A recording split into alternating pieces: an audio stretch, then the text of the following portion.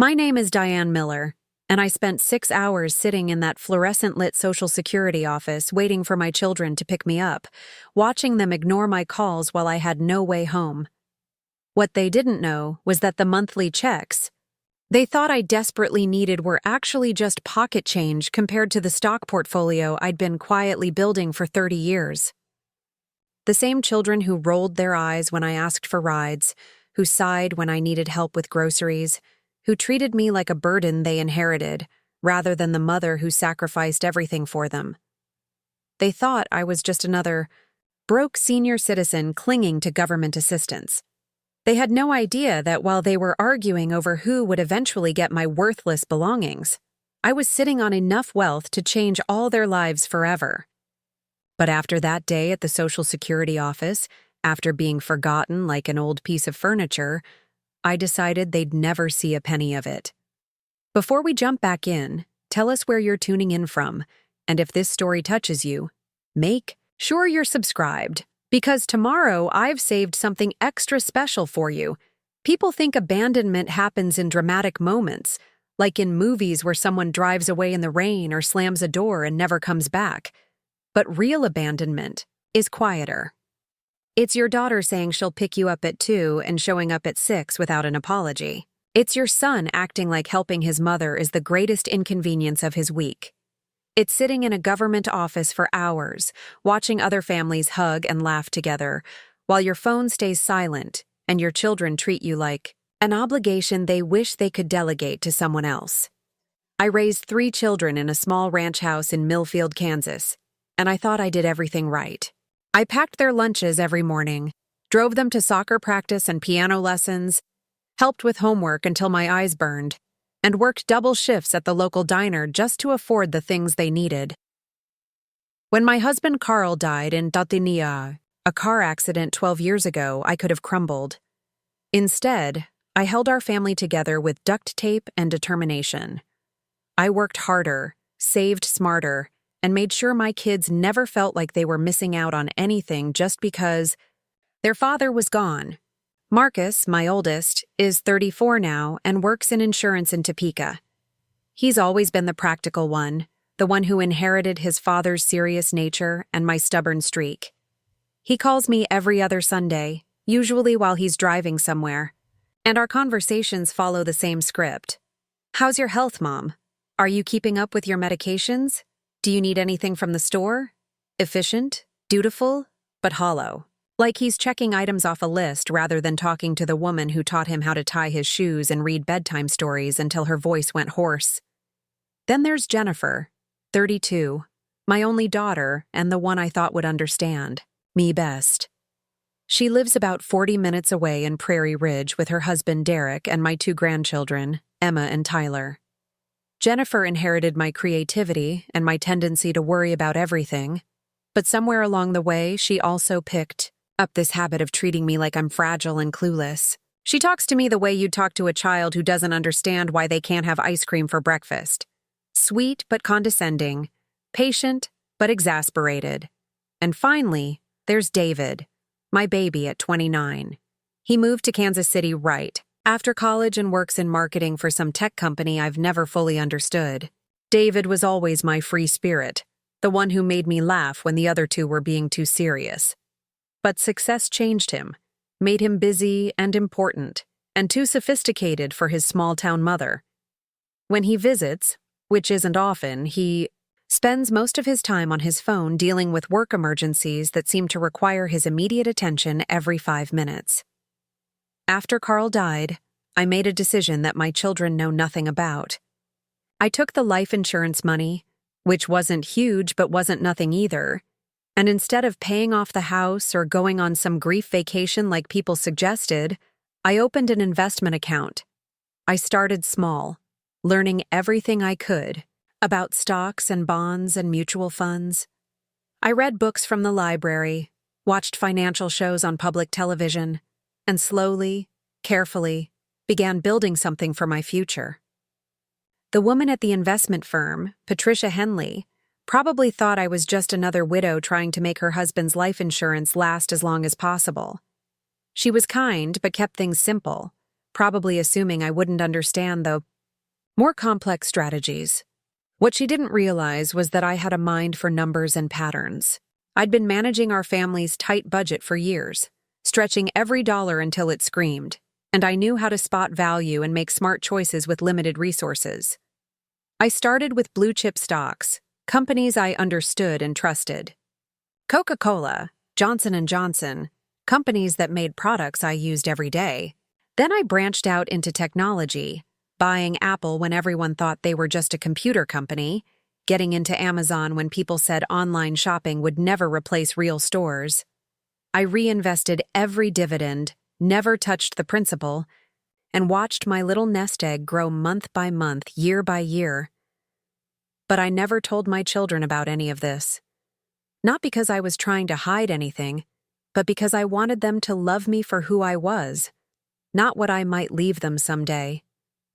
I watched too many families get torn apart by money, saw too many children suddenly become attentive when they learned about an inheritance. I wanted my kids' affection to be genuine, not motivated by dollar signs. So I kept living modestly. I stayed in the same small house, drove the same 10-year-old Honda Civic, shopped with coupons, and never spent money on anything that seemed extravagant. To my children, I looked like exactly what they expected.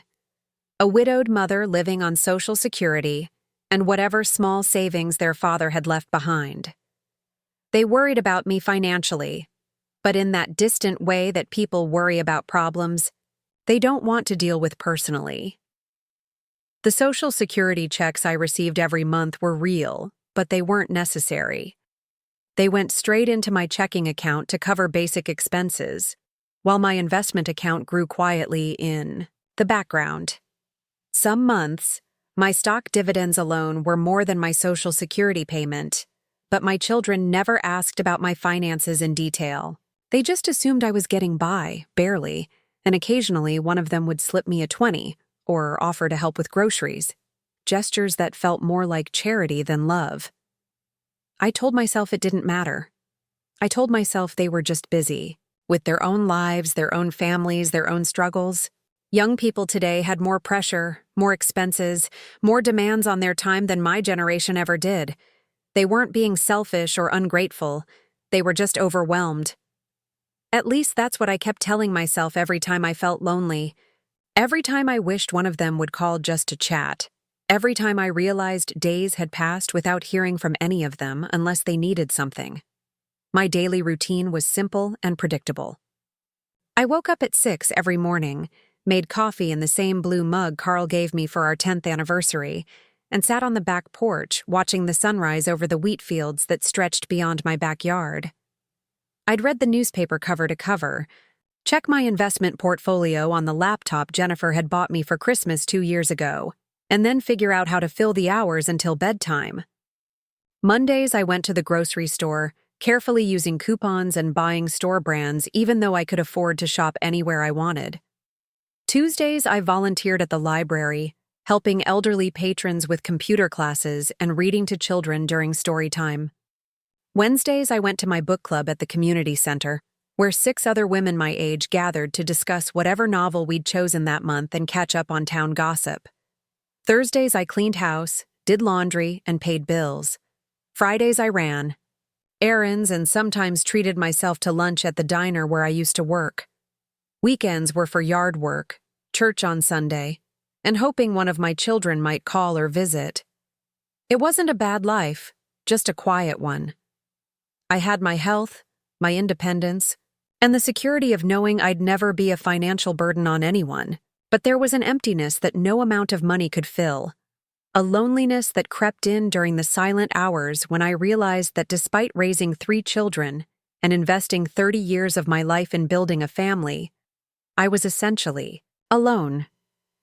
The signs of their growing indifference were subtle at first. Phone calls became shorter and less frequent. Visits stretched from every few weeks to once a month to special occasions only. When I suggested family dinners or holiday gatherings, there were always scheduling conflicts, prior commitments, or last-minute emergencies that prevented them from coming. I found myself making elaborate meals for one, setting the table with, my good china, and then eating alone while the other three place settings sat empty and accusing. Preparing and narrating this story took us a lot of time, so if you are enjoying it, subscribe to our channel. It means a lot to us. Now back to the story. I started keeping a small notebook where I tracked when each of them called or visited.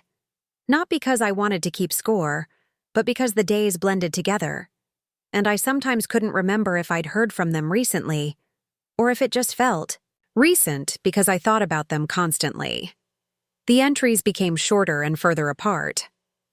Marcus called, asked about my blood pressure, said he had to go. Jennifer stopped by for 10 minutes to drop off Emma's old clothes for me to donate. David texted happy birthday 2 days late, but I made excuses for them because that's what mothers do. Marcus was working long hours trying to make partner at his firm. Jennifer was overwhelmed juggling her part-time job with raising 2 active kids. David was building his career and probably dating, though he never mentioned anyone special. They weren't intentionally neglecting me. They were just caught up in their own lives. At least that's what I told myself during the long evenings when the phone never rang and the house felt too big and too quiet. The worst part wasn't the loneliness itself, but the way they made me feel like I was asking for too much whenever I needed anything. A ride to the doctor when my car was in the shop became a major inconvenience, requiring 3 phone calls and a lecture about how I should consider moving closer to town. Asking for help, moving a heavy box, or reaching something on a high shelf was met with sighs and comments about how I really should think about hiring someone to help with these things. I stopped asking for help with anything that wasn't absolutely necessary. I learned to manage on my own, to solve problems without bothering them, to be the low-maintenance mother who never caused trouble or demanded attention. But the more independent I became, the more distant they grew, as if my self-sufficiency gave them permission to care even less. The irony wasn't lost on me. While they worried about my finances and occasionally made comments about seniors on fixed incomes, I was quietly accumulating wealth that would have shocked them. My portfolio had grown to well over $800,000, and in a good month, my dividend payments exceeded what most people in Millfield earned in a week. I could have bought a new car, renovated the house, taken cruises, or moved to a fancy retirement community.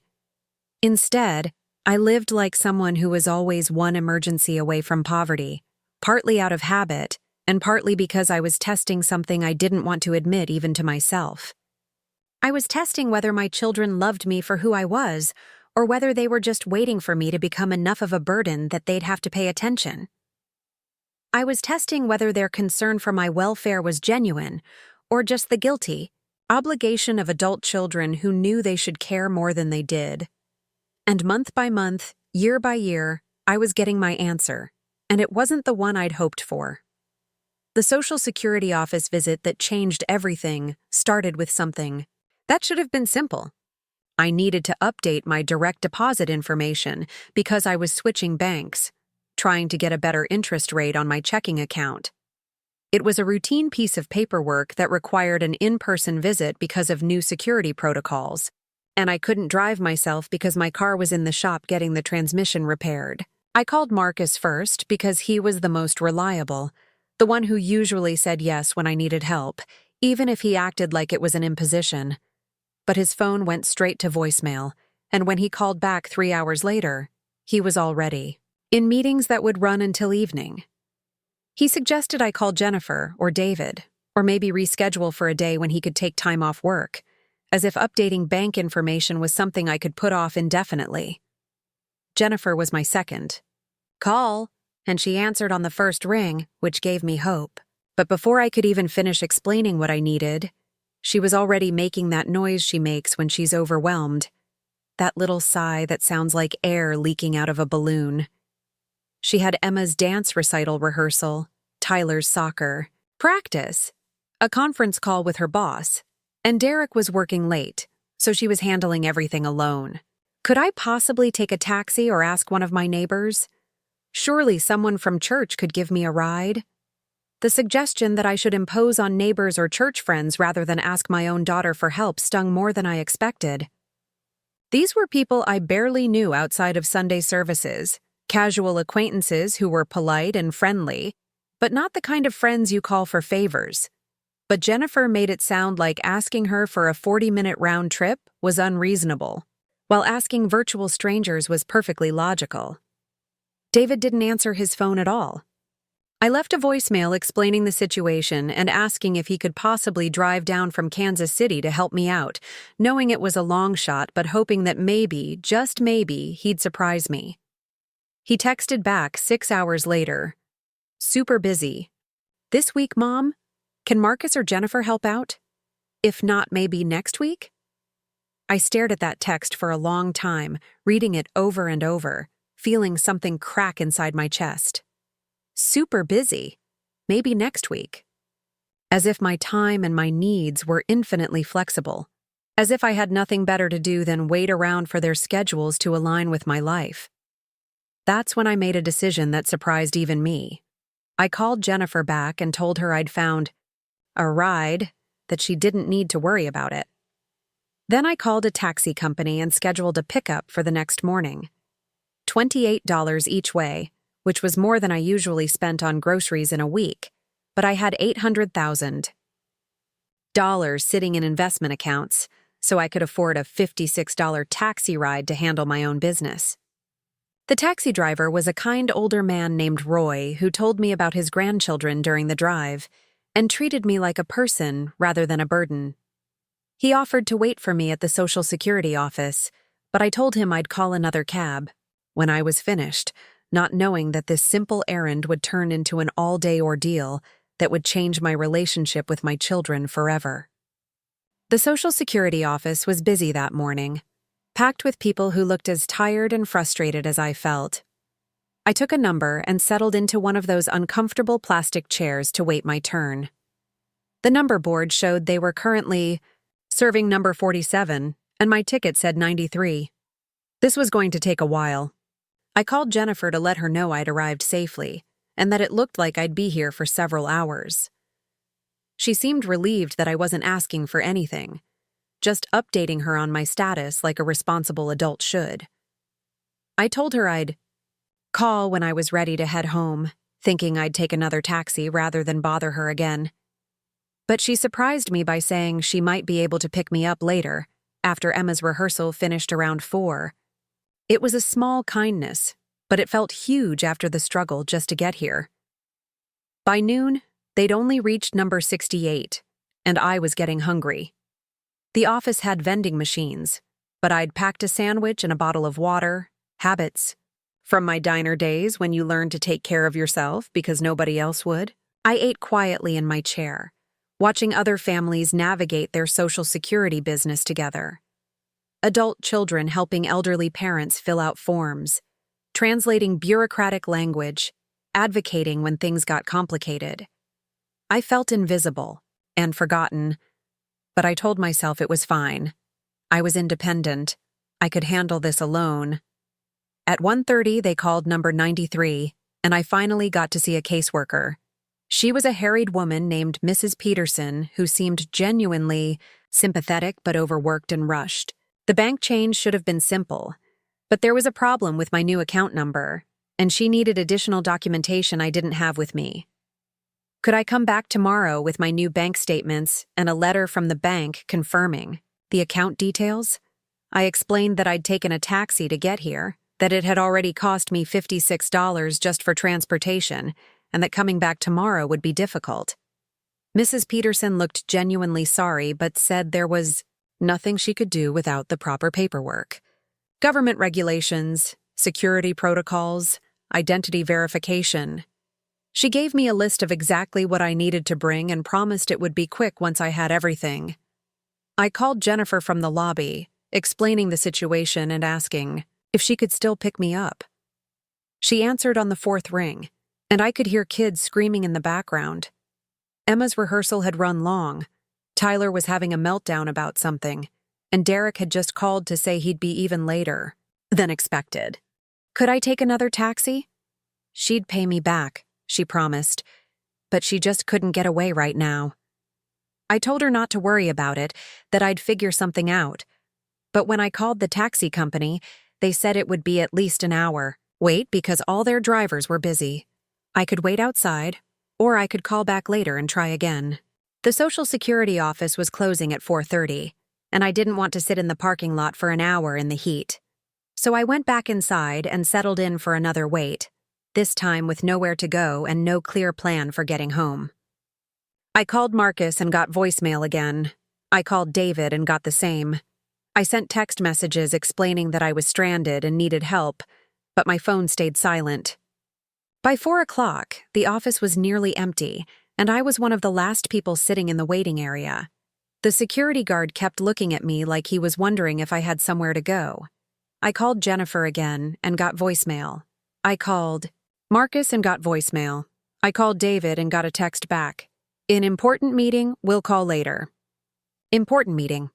At 4 in the afternoon on a Tuesday. More important than his mother being stranded with no way home. That's when it hit me. Sitting in that fluorescent-lit government office surrounded by empty chairs and the echoes of my own unanswered phone calls. This wasn't just a scheduling conflict or a particularly busy day. This was how my children saw me, as someone whose problems were always less important than whatever else they had going on. Someone who should be grateful for whatever scraps of attention they could spare. Someone whose needs could always wait until it was more convenient for them. I sat there until 5:30, long after the office had closed, waiting in the lobby because I had nowhere else to go. Finally, Jennifer called back, sounding frazzled and guilty. She was so sorry. She'd completely lost track of time. The kids had been impossible. Derek still wasn't home. Could she pick me up now? She'd be there in 45 minutes. When she finally arrived, I was sitting on a bench outside the building, watching the parking lot empty as the last government workers headed home to their families. She pulled up with her windows down and Emma in the back seat, looking flustered and apologetic but also slightly annoyed, as if my needing help had somehow disrupted her day more than it should have. The ride home was awkward and tense. Jennifer kept apologizing and explaining how crazy her day had been, but there was an undercurrent of resentment, like she was doing me this enormous favor and I should be more grateful. Emma chattered about her dance recital from the back seat, oblivious to the tension between her mother and grandmother, and I smiled and asked the right questions while my heart broke a little more with each mile. When we pulled into my driveway, Jennifer didn't turn off the car. She gave me a quick hug and said she'd call me later, but we both knew she wouldn't. I thanked her for the ride, told Emma to break a leg at her recital, and walked into my empty house alone. That night, I sat at my kitchen table with my laptop open, staring at my investment portfolio. $837,000 and growing. More money than my children could probably imagine, more than enough to make all their lives easier and more comfortable. And they had no idea it existed because they'd never bothered to ask detailed questions about my finances, never wondered how I managed to live so comfortably on what they assumed was a fixed income. But more than that, they'd never asked because they didn't really want to know. Caring about my financial situation would mean taking responsibility for it, and it was easier to assume I was getting by than to dig deeper and discover I might need help. Or worse, that I might not need them at all. I closed the laptop and made myself a cup of tea, the same ritual I'd followed every night for 12 years since Carl died. But tonight felt different. Tonight felt like the end of something and the beginning of something else, though I couldn't yet see what that might be. The next morning, I woke up with a clarity I hadn't felt in years. I knew exactly what I needed to do, and it had nothing to do with Social Security paperwork or bank account changes. It had everything to do with the woman I used to be before. I became so focused on being the mother my children needed that I forgot to be the person I wanted to be. For 30 years, I'd been building wealth in secret, preparing for a future I never allowed myself to enjoy. I'd been living like someone who couldn't afford better while sitting on enough money to transform my entire life. I'd been waiting for my children to love me enough to prioritize my needs, to see me as more than just a problem to be managed or an obligation to be fulfilled. But I was done waiting. I was done being the convenient mother who never asked for too much, who solved her own problems, who made herself small so her children could feel big. I was done pretending that $56 taxi rides were a hardship when I earned more in dividend payments each month than most people made in salary. I was 71 years old, and I had enough money to live any kind of life I wanted. I had enough money to travel the world, to live in luxury, to never worry about anything ever again. And I had enough money to make very sure that my children understood exactly what they'd lost when they decided their mother's needs would always come last. But first, I had some paperwork to take care of. And this time, I wasn't taking a taxi. The morning after the Social Security office incident, I did something I hadn't done in 15 years. I called in sick to my volunteer shift at the library. Not because I was physically ill, but because I needed time to think, to process what had happened, and to figure out why a simple request for help had left me feeling so hollow and disposable. I sat in my kitchen with my second cup of coffee, staring out at the backyard where Carl used to grow tomatoes every summer. The garden had been dormant for years now, just an empty patch of earth that I mowed over because I didn't have the energy to maintain it. But this morning, for the first time in a long time, I found myself wondering what it would look like if I planted something there again. Not tomatoes, maybe. Something just for me. My phone buzzed with a text from Jennifer around 10:30. "Hope you got everything sorted out yesterday. Sorry things were so crazy. Talk soon." 3 exclamation points and a heart emoji, as if punctuation could make up for leaving me stranded for hours. I stared at the message for a long time before typing back a simple, "Yes, all good." I didn't add any exclamation points. The thing about being forgotten is that it doesn't happen all at once. It's a gradual erosion, like water wearing away stone. Yesterday wasn't the first time my children had treated my needs as secondary to their convenience. It was just the most obvious, the most undeniable example of a pattern I'd been trying not to see for years. I opened my laptop and logged into my investment account, a ritual that had become as routine as checking the weather. The numbers glowed, back at me in neat columns: stock prices, dividend yields, total portfolio value. $842,000 as of this morning's market close. The number had been climbing steadily for years, but I realized I'd stopped feeling excited about it some time ago. What good was financial security if you had no one to share it with? What was the point of building wealth if the people you loved most saw you as a burden rather than a blessing? But as I scrolled through my holdings, something shifted in my perspective. This wasn't just money sitting in an account. This was freedom. This was choices. This was the ability to live life on my own terms instead of waiting for other people to decide when and how they'd fit me into their schedules. I'd spent so many years being careful, being frugal, being the mother who never asked for too much. I'd worn the same clothes until they were threadbare, driven the same car until the repairs cost more than payments on a new one, lived in the same house with the same furniture for decades because I thought that's what responsible people did. But what if being responsible didn't have to mean being invisible? The mailman knocked around 11, which was unusual. Usually he just left everything in the box by the road. But today, he had a certified letter that required my signature. Something from Patterson, Cole & Associates, which sounded like a law firm but wasn't familiar to me. I signed for it and waited until he drove away before opening it. Inside was a letter from an attorney named Robert Patterson, informing me that my neighbor, Mrs. Chen, who lived 3 houses down, had passed away suddenly of a heart attack the previous week. I'd noticed I hadn't seen her walking her little terrier lately, but I'd assumed she was just staying inside because of the heat. The letter explained that Mrs. Chen had named me as the executor of her estate, a responsibility I never knew she'd assigned to me. I sat down hard in my kitchen chair, the letter trembling in my hands. Mrs. Chen and I weren't particularly close friends, just neighbors who waved when we saw each other and occasionally chatted about the weather or the new shopping center they were building on the outskirts of town. But apparently, she'd trusted me enough to handle her final affairs, which struck me as both an honor and a tragedy. How sad that an elderly woman had felt more confident in a casual neighbor than in whatever family she might have had. The letter included a phone number for Mr. Patterson and a request that I call at my earliest convenience to discuss the details. I set it aside for the moment, overwhelmed by the idea of taking on such a significant responsibility, but also touched that someone had seen me as dependable and trustworthy enough for such an important task. Around noon, Marcus called, which surprised me because he usually only called on Sundays. "Hey, Mom, just checking in.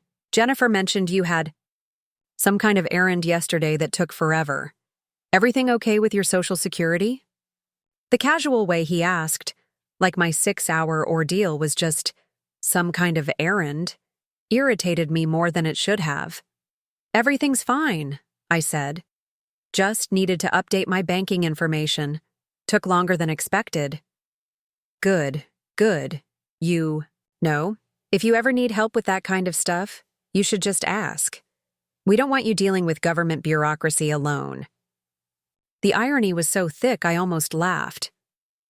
"I did ask," I said quietly.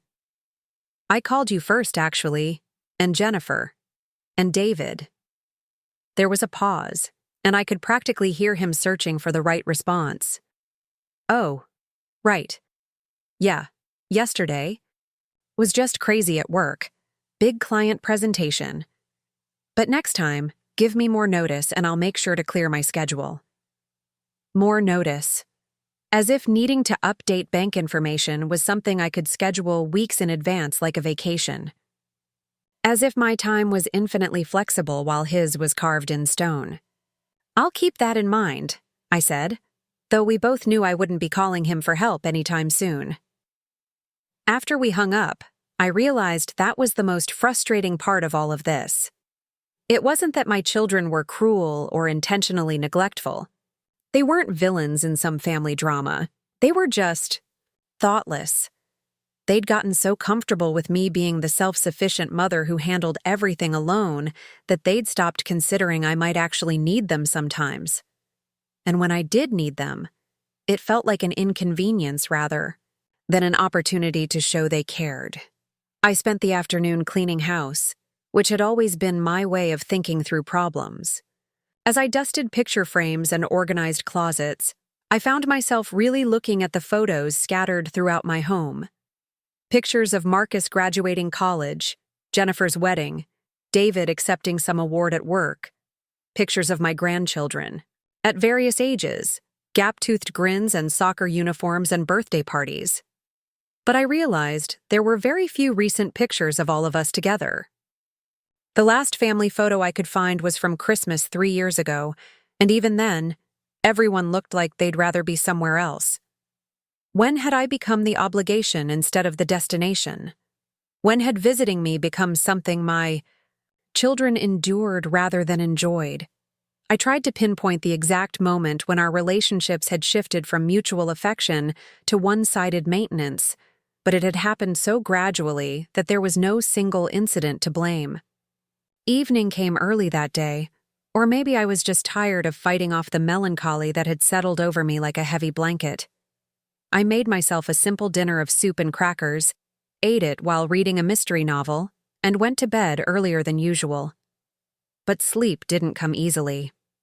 I lay in the dark, listening to the house settle around me, thinking about Mrs. Chen dying alone and trusting a neighbor to handle her final affairs because she had no one closer to turn to. Was that my future? Would I spend my remaining years becoming gradually more invisible to my own children until some neighbor had to notify them that I was gone?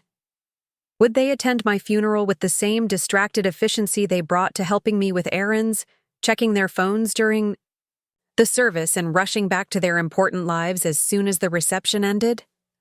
The next morning, I called Mr. Patterson to discuss Mrs. Chen's estate. His office was in downtown Millfield, in one of those old brick buildings that had been converted into professional suites. He was younger than I'd expected, probably around David's age, with kind eyes and a patient manner that suggested he'd dealt with confused executors before. Mrs. Chen's estate was more complex than I'd anticipated. She owned her house outright, had several savings accounts, and a small investment portfolio managed by a firm in Topeka. She also had a sister in California who would inherit everything, but who couldn't travel to Kansas to handle the details, due to her own health problems. My job would be to coordinate with appraisers, real estate agents, and financial institutions to settle everything and transfer the assets to the sister. "It's quite a responsibility," Mr. Patterson said. "But Mrs. Chen specifically requested you in her will. She wrote a note saying you were the most trustworthy person she knew in Millfield. That's quite a compliment." Driving home from his office, I felt a strange mixture of sadness and purpose. Sadness for Mrs. Chen, who died alone without her, children nearby, but purpose in knowing that someone had trusted me with something important. Someone had seen me as capable and reliable, even if my own family seemed to have forgotten those qualities. I spent the next week diving into Mrs. Chen's affairs, learning more about her life than I'd ever known while she was alive.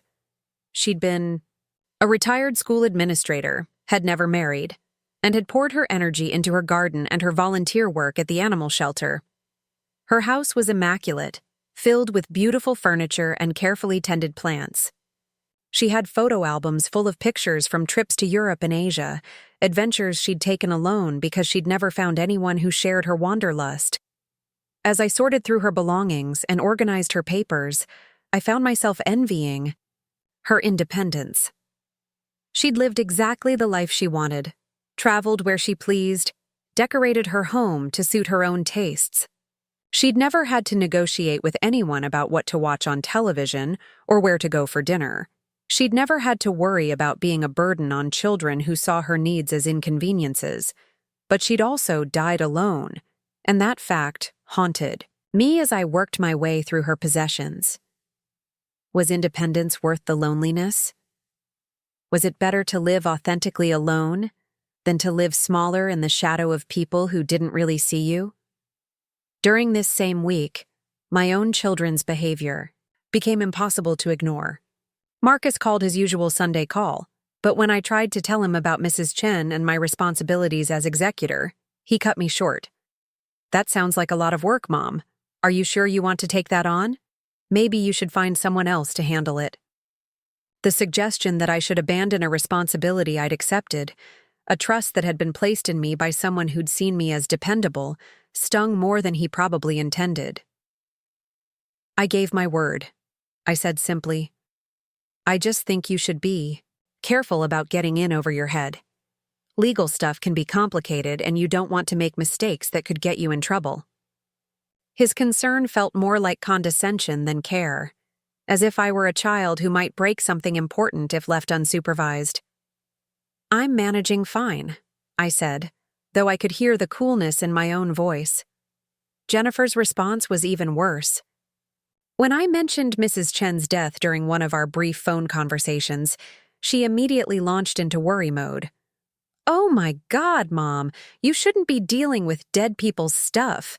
That's so morbid and depressing. Can't you just say no? You're supposed to be enjoying your retirement, not taking on more work." The fact that she saw helping a deceased neighbor as morbid rather than compassionate told me everything I needed to know about how differently we viewed responsibility and community. "It's not work," I tried to explain. "It's helping someone who trusted me." "But why did she ask you? You barely knew her. It's just weird, Mom. I think you should get out of it." I realized in that moment that my children had no idea who I really was. They saw me as someone who should be content with a small, quiet life, someone who shouldn't take on challenges or responsibilities beyond the basics of existing. They'd reduced me to their idea of what a 71-year-old widow should be: careful, limited, grateful for whatever scraps of attention they could spare.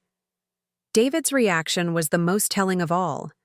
When I reached him by phone and explained the situation, he was distracted and impatient. "Look, Mom, I really can't talk right now." I'm in the middle of something important. But maybe you should think about whether you really want to get involved in legal stuff. It sounds complicated, and you're not exactly a lawyer. Not exactly a lawyer. As if intelligence and competence were qualities that expired with age, as if decades of managing a household and raising children and building a secret investment portfolio had taught me nothing about handling complex situations. After I hung up, I sat in my car in the parking lot of the grocery store and felt something crystallize inside me. My children didn't just see me as an obligation. They saw me as incompetent. They'd gotten so used to thinking of me as someone who needed help that they couldn't imagine me being the one providing help to others. They'd categorized me as a burden rather than a resource, as someone to be managed rather than someone to be consulted. And the most painful part was realizing that I'd contributed to this perception by always being so grateful for their minimal attention, so careful not to ask for too much, so determined to be the low-maintenance mother that I'd made myself seem, incapable of anything significant. That night, I called Patricia Henley, my investment advisor, for the first time in over a year. Usually I just received quarterly statements and let the professionals handle the details, but tonight I wanted to talk to someone who knew about the life I'd built in secret. "Mrs. Miller," she said, sounding genuinely pleased to hear from me. "How wonderful to hear from you. I was just looking at your portfolio this afternoon, actually. You've had quite an impressive quarter." We talked for over an hour about market trends, dividend increases, and rebalancing strategies. Patricia treated me like the intelligent investor I was, explaining complex concepts without talking down to me, asking for my input on allocation, decisions. It was the first conversation I'd had in weeks where someone spoke to me like I was competent and capable, rather than fragile and confused. "You know," she said near the end of our call, "you're one of our most successful clients in terms of long-term growth. Your instincts about reinvesting dividends and staying the course through market volatility have really paid off. You should be proud of what you've built." After we hung up, I sat in the silence of my living room and realized that I'd been living two completely different lives. In one life, I was Diane Miller, the successful investor, the woman who'd grown her modest life insurance payout into nearly $1 million through smart choices and patient discipline. In the other life, I was Mom, the aging widow who needed help opening pickle jars and couldn't be trusted with anything more complicated than basic survival. The disconnect was jarring and painful.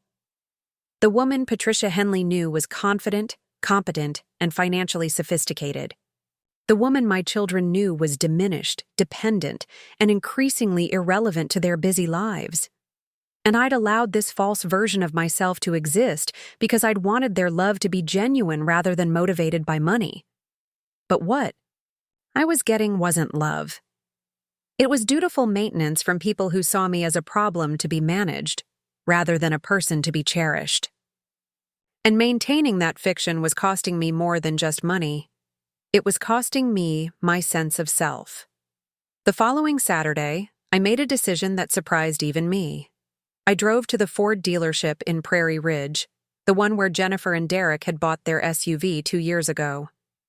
I'd been driving my 10-year-old Honda Civic so long that I'd forgotten what it felt like to want something newer, something nicer, something that reflected who I actually was rather than who I was pretending to be. The salesman, a young man named Kevin, who was probably around Marcus's age, initially treated me like most people treat elderly women car shopping, with polite condescension and an assumption that I'd need to consult my children before making any decisions. But when I started asking specific questions about engine specifications, safety ratings, and financing options, his attitude shifted. "Actually," I said, pulling out my checkbook, "I'll be paying cash." The look on his face was worth every penny of the $38,000 I spent on a brand new Ford Explorer. Leather seats, advanced navigation system, backup camera, heated everything. It was the nicest car I'd ever owned, nicer than anything Carl and I had ever been able to afford when we were raising children and watching every dollar. Driving home in my new car, I felt something I hadn't experienced in years. Pure, uncomplicated joy. The seats hugged me perfectly. The radio was crystal clear, and everything smelled like possibility. For the first time in decades, I'd bought something just because I wanted it, not because it was practical or necessary or the most economical choice. I parked in my driveway and sat for a moment, admiring the way the afternoon sun reflected off the pristine paint. This car represented more than transportation. It represented a choice to stop hiding who I really was, to stop pretending I was less capable and less secure than I actually was. When Jennifer called that evening for her usual weekly check-in, I mentioned casually that I'd bought a new car. "You what?" she said, and I could hear the shock in her voice. "Mom, why didn't you talk to us first? Car buying is so complicated these days, and dealerships love to take advantage of seniors. What if you got ripped off?" "I didn't get ripped off," I said calmly. "I did my research, I knew what I wanted, and I got a fair price." "But how are you paying for it? Please tell me you didn't take out some terrible loan with a high interest rate. You know you should have called Derek. He's great with negotiating."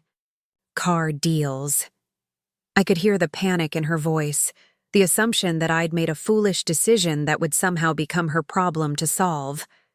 "I paid cash," I said simply. The silence on the other end of the line stretched so long I wondered if we'd been disconnected. Finally, Jennifer said, "You paid cash? Mom, where did you get that kind of money? Are you sure you didn't get scammed? Somehow?" It was almost funny how impossible it was for her to imagine that I might have legitimate access to that much money. "I've been saving for a long time," I said, which was technically true. "But $30,000 is a lot of money for someone on a fixed income. Are you sure you should be spending your emergency fund on a car? What if you need that money for medical expenses or home repairs?" Fixed income, emergency fund, medical expenses. She was talking to me like I was a financial invalid who'd just blown my last dollar on something frivolous. The irony was so thick it was almost suffocating. "I'm fine, Jennifer," I said, trying to keep the irritation out of my voice. "I know how to manage my finances." "I just think you should have talked to us first. This is exactly the kind of decision that affects the whole family. What if something happens to you and you can't make the payments?" I'd already told her I'd paid cash, but she was so locked into her assumption that I was financially fragile that she couldn't process the information. In her mind, there was no scenario where her mother could afford a new car without putting the entire family at risk. After we hung up, I realized that this was how it would always be with them. No matter what I did, no matter how clearly I demonstrated my competence and independence, they would always see me through the lens of their own expectations. I would always be the aging mother who needed protection from her own poor judgment, rather than the accomplished woman who'd been making smart decisions long before they were born. The next morning, Marcus called. Jennifer had obviously been talking to him about my car purchase, because his first words were, "Mom, we need to talk about this car situation." "What car situation?" I asked, though I knew exactly what he meant. "Jennifer said you bought some expensive car without talking to anyone. She's worried you might be having some kind of financial crisis, or maybe even early signs of dementia that are affecting your judgment." Dementia. Because obviously the only possible explanation for me making an independent decision was that my mind was deteriorating. "There's nothing wrong with my judgment, Marcus. I bought a car I could afford because my old one was becoming unreliable." "But where did you get $30,000? Are you dipping into your life insurance money?" "Because that's supposed to be for emergencies, not luxury purchases." They'd been discussing my finances behind my back, making assumptions about my resources and my mental state, treating me like a problem that needed to be solved rather than a person who was capable of making her own choices. The betrayal felt deeper than their simple neglect. This was active disrespect. "I don't need to justify my purchases to anyone," I said. something I'd never said to any of my children before. I'm a grown woman who's been managing money successfully for longer than you've been alive. Mom, please don't get defensive. We're just worried about you. This kind of impulsive spending isn't like you, and we want to make sure you're not being taken advantage of by someone. Impulsive spending. As if I'd walked into a dealership on a whim and been talked into something I couldn't afford by a smooth-talking salesman. As if I hadn't been considering this purchase for months, hadn't researched every aspect of the transaction, hadn't paid cash from an account that could have covered 10 such cars. I need to go, I said, and hung up before he could respond. I spent the rest of that day working on Mrs. Chen's estate, sorting through her jewelry and coordinating with appraisers. Her possessions told the story of a woman who'd lived boldly, who'd collected beautiful things from her travels and displayed them proudly in her home. She had silk scarves from Paris, pottery from Mexico, photographs of herself standing in front, of landmarks around the world. She'd lived the life she wanted without asking permission from anyone. As I carefully packed her treasures for shipment to her sister in California, I made myself a promise. I was 71 years old, and I had more money than I could spend in my remaining years. I had health, independence, and no obligations to anyone but myself. I could live like Mrs. Chen if I chose to, boldly and authentically, without worrying about what other people thought I should do. But first, I had to stop caring whether my children approved of my choices. I had to stop being the diminished version of myself that made them comfortable and start being the accomplished woman I actually was, even if it made them uncomfortable. Even if it forced them to reconsider everything they thought they knew about their mother, even if it meant they might finally see me as I really was, for better or worse. The breaking point came on a Thursday morning in October when I was least expecting it. I'd been handling Mrs. Chen's estate for nearly a month, coordinating appraisals, and managing the sale of her house, when I received a call that would shatter every remaining illusion I had about my relationship with my children. It started with David calling me at 8 in the morning, which was unusual because he rarely called before noon and never on weekdays. His voice sounded strained, almost panicked, which immediately put me on alert. "Mom, we need to talk. Can you meet us for lunch today? It's important." "All of us?" I asked, because the three of them hadn't been in the same room together since Christmas, and that was only for a few hours. "Yes, all of us. Marcus is driving down from Topeka and Jennifer's getting a babysitter. We really need to discuss some things with you." The formal tone in his voice made my stomach clench. This wasn't a spontaneous family gathering or a social lunch. This was an intervention of some kind, though I couldn't imagine what they thought needed intervening. "What kind of things?" I asked, but David was already rushing to end the call. "We'll explain everything when we see you. Can you meet us at Rosie's Diner at noon? And Mom, please don't make any major financial decisions between now and then." "Okay." He hung up before I could ask what he meant by major financial decisions, leaving me standing in my kitchen with a growing sense of dread. Something was happening, something they'd planned without including me, and the tone of David's voice suggested it wasn't going to be pleasant. I spent the morning trying to focus on Mrs. Chen's paperwork, but I kept checking the clock and wondering what crisis my children thought required such urgent family intervention. Had someone told them about my investment portfolio? Had they somehow discovered the extent of my wealth? Or was this about something else entirely? At 11:30, I drove to Rosie's Diner in my new Ford Explorer, still enjoying the smooth ride and the confidence that came with driving something reliable and beautiful. The parking lot was nearly empty, which was typical for the lunch lull between the breakfast crowd and the dinner rush. Inside, I could see my 3 children already seated in a corner booth, their heads bent together in intense conversation. They looked up when I walked in, and the expressions on their faces confirmed my worst fears. This wasn't a casual family lunch.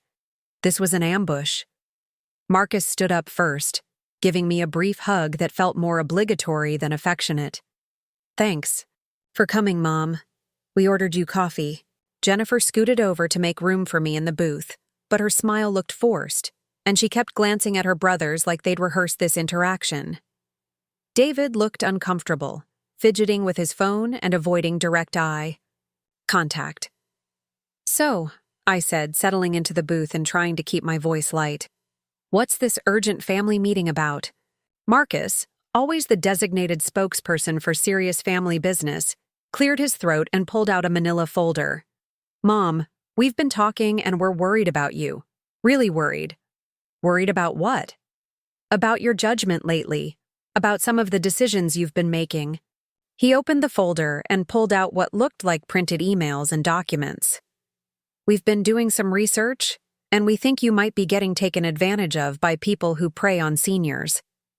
I felt my blood pressure rising, but I kept my voice calm. "What kind of research?"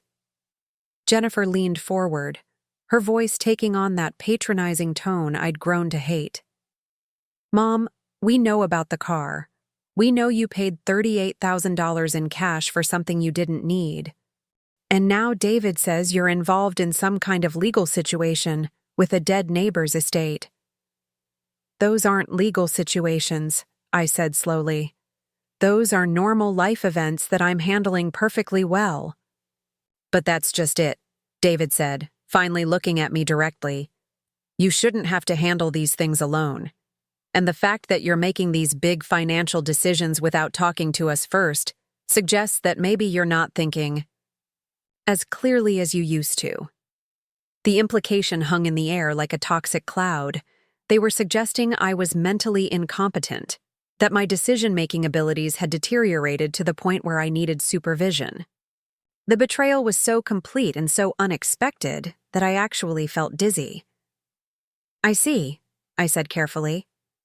"And what exactly do you propose to do about this perceived problem?" Marcus pulled out more papers from his folder. "We've been talking to an elder care attorney. There are legal ways to protect you from making decisions that could hurt you financially. Ways to make sure your money is safe and that you're not being manipulated by people who might take advantage of your generosity." "You mean a conservatorship," I said, the words tasting like poison in my mouth. "It doesn't have to be that formal," Jennifer said quickly. "Maybe just having one of us help you with major financial decisions, like a safety net. We're not trying to control your life, Mom. We just want to make sure you're protected." I looked around the table at these 3 people I'd raised from babies, these adults I'd sacrificed everything for, and realized they were planning to strip me of my legal autonomy. They were so convinced of my incompetence that they'd consulted attorneys about having me declared unable to manage my own affairs. "And this was whose idea?" I asked. The 3 of them exchanged glances, and I could see the guilt and uncertainty flickering across their faces. This hadn't been a unanimous decision. Someone had initiated this intervention, had convinced the others that their mother was sliding into senility and needed to be protected from herself. "It was my idea," Marcus finally admitted. "After Jennifer told me about the car and then David mentioned this executor thing, I started putting pieces together. The impulsive spending, taking on complicated legal responsibilities, the secretiveness about your finances. These are classic warning signs of cognitive decline." Cognitive decline. He'd diagnosed me with dementia based on the fact that I'd bought a car and agreed to help a deceased neighbor. The absurdity of it would have been funny if it weren't so devastating. "Have any of you considered the possibility that I'm making these decisions because I'm perfectly capable of making them?" I asked. "That maybe I bought a car because I wanted one and I could afford it. That maybe I agreed to be Mrs. Chen's executor because she trusted me and I wanted to help?" "Mom, please don't get defensive," Jennifer said. "We're not attacking you. We love you and we're scared. Scared that someone is going to take advantage of you. Scared that you're going to make decisions that will leave you with nothing." "Leave me with nothing," I repeated slowly. "You think I'm going to spend myself into poverty?" "We think you might not fully understand the value of money anymore," David said. $38,000 is a lot of money for someone on Social Security. If you keep spending like that, you'll run out of savings pretty quickly. There it was again. The assumption that I was living paycheck to paycheck on government benefits, that my resources were so limited that one car purchase could bankrupt me. They had no idea about my investment portfolio, no concept of my actual financial situation, because they'd never bothered to ask detailed questions about my life. "What if I told you," I said slowly, "that $38,000 represents less than 5% of my available assets?" The silence at the table was deafening. Marcus frowned like I'd spoken in a foreign language. Jennifer looked confused and skeptical. David actually laughed, a short, disbelieving sound. "Mom, that's not possible," Marcus said. "We know what Dad left you. We know what Social Security pays. You're talking about having almost $1 million, which just isn't realistic." "Isn't it?" I asked, and for the first time since this conversation began, I felt some of my power returning. "What exactly do you think you know about my finances?" "We know enough," Jennifer said, her voice getting sharper. "We know you live in the same house, drive the same old car until now, shop with coupons, and worry about spending money on anything extra. People with money don't live like that." "Unless they choose to," I said. "Unless they're building wealth instead of displaying it. Unless they understand the difference between being rich and acting rich." I could see the wheels turning in. Their heads, the slow realization that maybe they'd made some incorrect assumptions. But instead of backing down, Marcus doubled down on his position.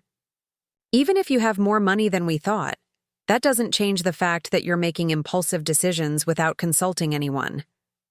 The car, the executor thing, this secretiveness about your finances. These are still concerning behaviors." "Consulting anyone?" I repeated. "Why exactly do I need to consult my adult children about my personal decisions?" "Because we're family," Jennifer said, as if that explained everything. "Because major decisions affect all of us. Because you're our mother and we worry about you." I stared at her for a long moment, trying to understand the logic that made my independence a threat to them, that made my competence something to be concerned about rather than celebrated. "Let me make sure I understand this correctly," I said. "You called this meeting because you're worried that I'm becoming mentally incompetent. Your evidence for this includes buying a car I could afford and helping a neighbor's family settle her estate. And your solution is to have me declared legally incapable of managing my own affairs." "We're not saying you're incompetent," David T. said quickly. "We're just saying maybe you need some help making big decisions. The same way you helped me when I was stranded at the Social Security office for 6 hours last month." That stopped the conversation cold. I could see the guilt flash across all three faces as they remembered their failure to prioritize my needs when I actually did need help. "That was different," Jennifer said weakly. "That was just a scheduling conflict." "No," I said, standing up from the booth. "That was you showing me exactly how much my needs matter to you. And now you want to control my finances because you think I can't be trusted to make my own decisions, even though you can't be trusted to give me a ride when I need one." I pulled out my wallet and put $20 on the table for my untouched coffee. "I'm going to say this once, and I want you to listen carefully. I am not mentally incompetent. I am not financially irresponsible. I am not your responsibility to manage. And if any of you tries to pursue legal action to control my affairs, you'll discover just how capable I actually am of protecting myself." Marcus started to stand up. "Mom, please sit down. Let's talk about this rationally." "Rationally?" I laughed, and it came out harder than I intended. "You ambushed me in a restaurant to discuss having me declared incompetent, and you want to talk rationally? Here's rational. I raised 3 children who apparently think so little of my intelligence and judgment that they consulted attorneys about taking away my legal rights, rather than simply asking me about my financial situation. We were trying. To protect you, Jennifer said, tears starting to form in her eyes. From what? From living my life on my own terms? From making decisions you don't understand? From being independent and successful without your permission? I picked up my purse and keys, looking down at the 3 people who were supposed to love me unconditionally. You want to know about my finances? You want to understand my decision-making process? Here's a number you can research. Patricia Henley at Henley Financial Services in Topeka. She's been managing my investment portfolio for 15 years. Ask her whether I show any signs of cognitive decline or financial irresponsibility. The shock on their faces was almost comical. The existence of a financial advisor, of a managed portfolio, of a 15-year investment strategy was completely outside their understanding of who I was supposed to be. You have a financial advisor? David asked, like I'd claimed to have a personal astronaut.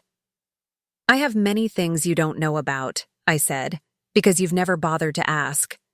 You've been so busy managing your assumptions about my limitations that you've never discovered my actual capabilities. I walked toward the door of the restaurant, then turned back to face them one more time.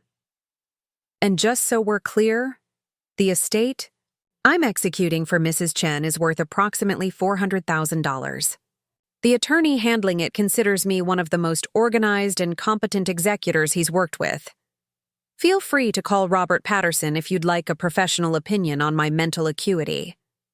I left them sitting in that booth, staring, after me with their mouths open and their intervention plans in shambles. In my new car, I sat for a moment in the parking lot, my hands shaking with adrenaline and fury. They'd tried to have me declared incompetent. My own children had been so convinced of my diminished capacity that they'd researched legal ways to control my life. But beneath the anger was something else. A strange sense of relief. The facade was finally broken. The careful pretense of being the grateful, limited mother they expected me to be was shattered beyond repair. Now they knew I had resources they hadn't imagined, capabilities they hadn't credited me with, and a life that existed independently of their narrow expectations. I drove home slowly, thinking about everything that had led to this moment. Years of making myself small so they could feel big. Years of hiding my successes so they wouldn't question their assumptions. Years of being grateful for scraps of attention from people who thought I should be grateful just to exist in their peripheral vision. When I got home, I called Patricia Henley and scheduled an appointment for the following week. Not because I needed financial advice, but because I was ready to start making some changes to my investment strategy. Changes that would reflect the life I actually wanted to live rather than the life I thought I was supposed to want. Then I called Robert Patterson, the attorney handling Mrs. Chen's estate, and asked if he did other kinds of legal work. Estate planning, specifically. I had some documents that needed updating, some beneficiaries that needed to be reconsidered. Of course, Mrs. Miller, he said. I'd be happy to help you with that. Can I ask what's prompting the changes? I looked around my house, at the photographs of my children and grandchildren that lined every surface, at the life I'd built around their comfort and approval. I've recently gained some clarity about my priorities, I said. And I need my legal documents to reflect that clarity. The next few days passed in a strange kind of peace. None of my children called, which didn't surprise me. They were probably processing the revelation that their mother wasn't the financially fragile senior citizen they'd imagined, trying to figure out how to respond to the collapse of their intervention plans. I spent the time continuing my work on Mrs.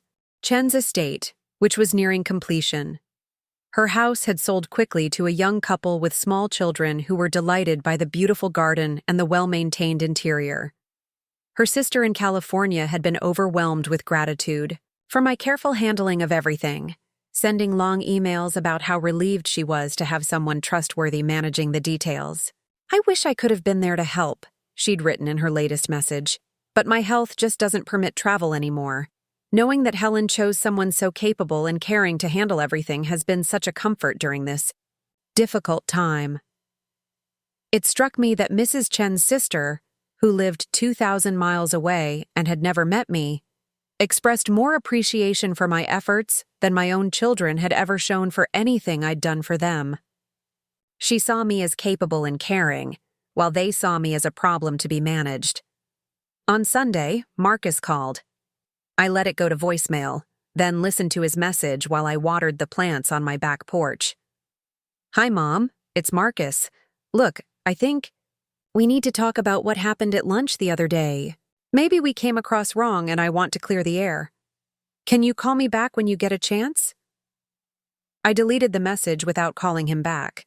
I wasn't ready to have the conversation where they tried to minimize their betrayal, where they claimed they'd just been worried about me and hadn't meant any harm.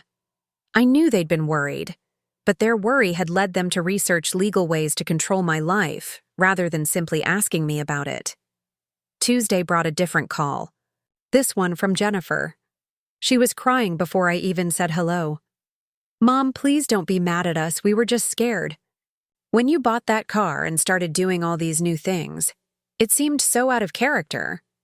We thought maybe someone was influencing you or pressuring you into making decisions you wouldn't normally make. What you thought, I said carefully, was that I was losing my mind.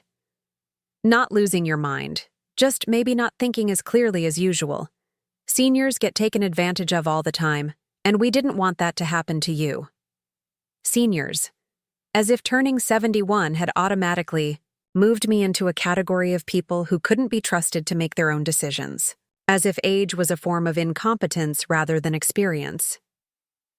Jennifer, when you bought your house 5 years ago, did you consult me about it? Well, no, but that's different. Derek and I are adults with our own family. And what am I?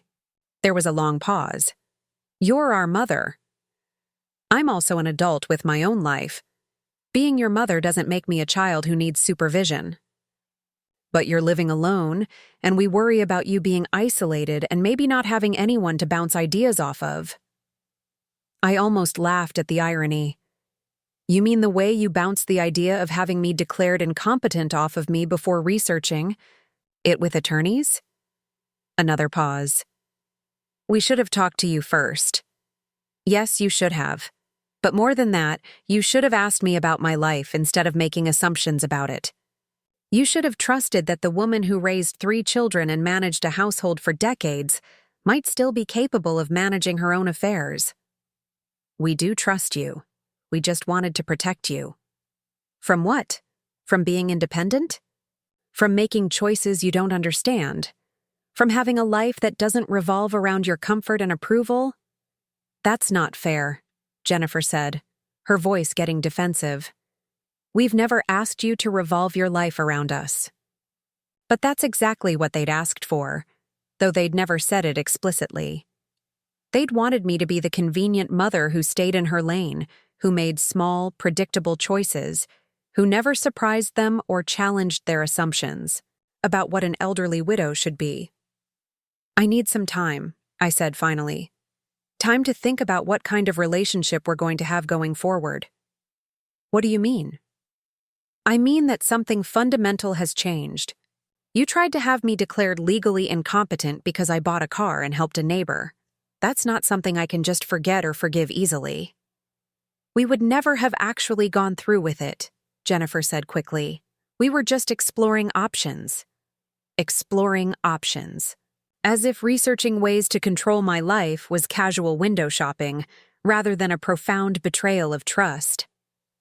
After I hung up, I realized that was the most honest thing any of them had said yet. They would never have actually gone through with it, because they were fundamentally good people who loved me in their limited way. But they'd been willing to consider it, willing to research it, willing to ambush me in a restaurant to discuss it. And that willingness revealed everything I needed to know about how they really saw me. That evening, I did something I hadn't done in years. I opened a bottle of wine, a good bottle that I'd been saving for a special occasion that never came, and I sat on my back porch watching the sunset.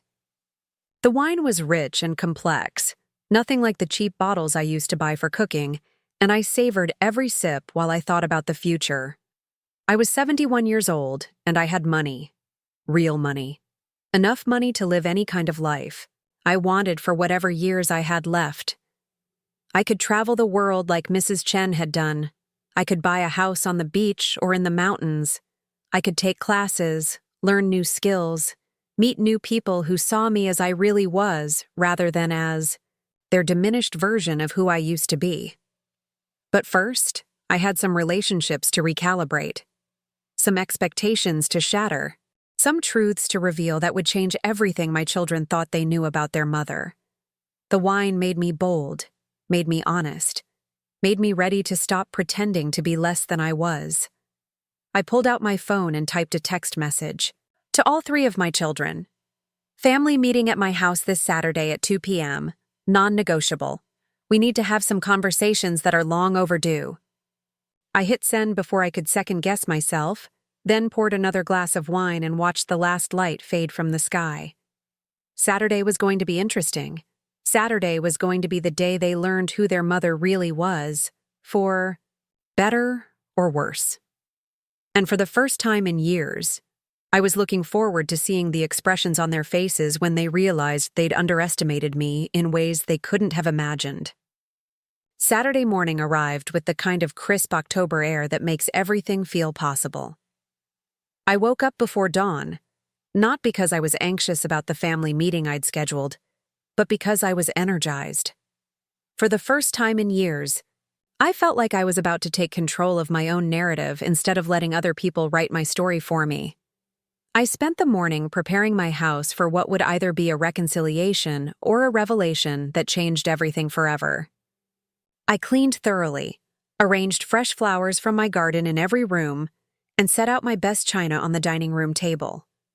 If this was going to be the day my children finally saw me as I really was, then I wanted the setting to reflect the woman I'd always been underneath their assumptions.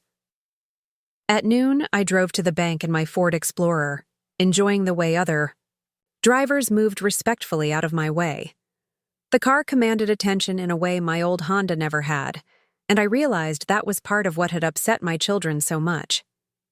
I'd stepped out of their expectations for how a 71-year-old widow should present herself to the world. Inside the bank, I requested statements for all of my accounts dating back 5 years. The young teller, a girl named Ashley who couldn't have been much older than my granddaughter Emma, was incredibly helpful and professional. She printed everything I needed without asking unnecessary questions about why I wanted such extensive documentation. "Mrs. Miller," she said as she handed me the thick folder of papers, "I hope you don't mind me saying, but you're one of our most successful account holders. My manager always points to your portfolio when she's training new staff about long-term investment strategies." I smiled at her, touched by the compliment but not surprised. "Thank you, Ashley. That's very kind of you to say. Are you planning something special? A big trip or investment?" I thought about my children sitting in their respective homes, probably dreading this afternoon's meeting, and trying to figure out how to handle their mother's supposed mental decline. "You could say that," I told Ashley. "I'm planning to make some changes that are long overdue." Back home, I spread the bank statements across my dining room table like evidence in a court case. 5 years of quarterly investment reports, dividend payments, account growth, and strategic rebalancing. The numbers told a story of careful planning, smart decisions, and disciplined execution. They told the story of a woman who understood money and knew how to make it grow. But more than that, they told the story of a woman who'd been living far below her means for no reason other than maintaining an image that made other people comfortable. Someone looking at these statements would see immediately that I could afford to live in a luxury retirement community, travel first class anywhere in the world, or buy a new car every year if I wanted to. At 1:30, I changed into my best dress, the navy blue one with the subtle silver threads that I'd bought for Jennifer's wedding but hadn't worn since. I applied makeup carefully, styled my hair, and put on the diamond earrings Carl had given me for our 20th anniversary. I wanted to look like the successful woman I was, not the diminished version of myself I'd been presenting to my children.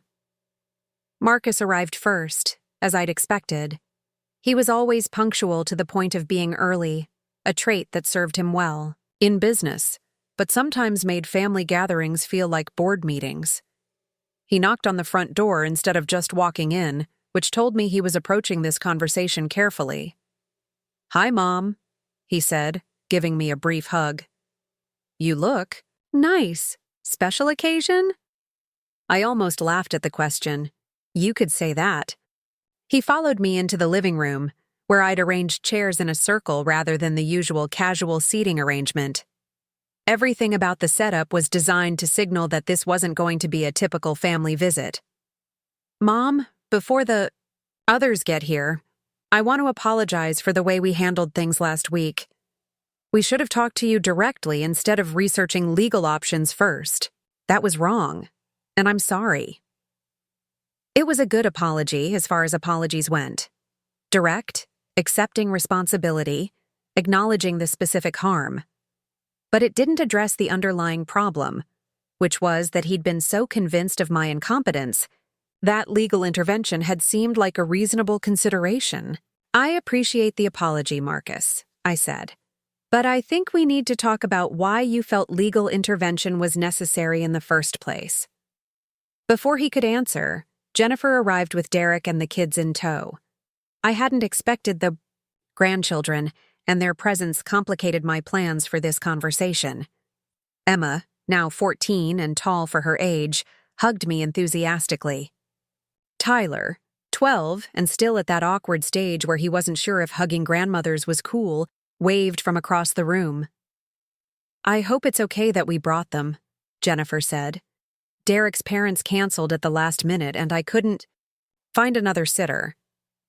I looked at Emma and Tyler, these beautiful children who barely knew their grandmother beyond holiday visits and birthday cards, and made a decision that surprised me. Actually, I think it might be good for them to hear some of what we're going to discuss today. They're old enough to understand family dynamics. Derek raised an eyebrow, but didn't object. He'd always been diplomatic about family tensions, staying neutral when his wife complained about her mother's latest perceived eccentricity.